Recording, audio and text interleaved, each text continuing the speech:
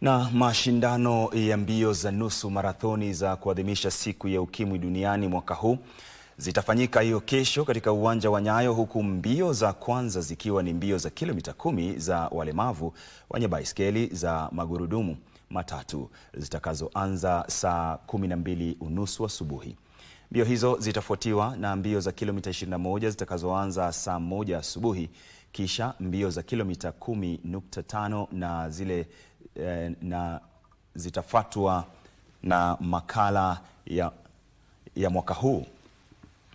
Kunradhi, makala ya mwaka huu yamevutia ushiriki wa zaidi ya washiriki 800,000. Mshindi wa mbio za kilomita 21 atatia kibindoni shilingi 250,000, huku shilingi 100,000 zikitolewa kwa mshindi bora wa mbio za kilomita 10.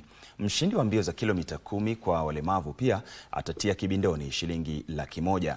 Mashindano hayo yanatumiwa kukuza mbinu za kukomesha ukimwi na magonjwa mengine hapa nchini.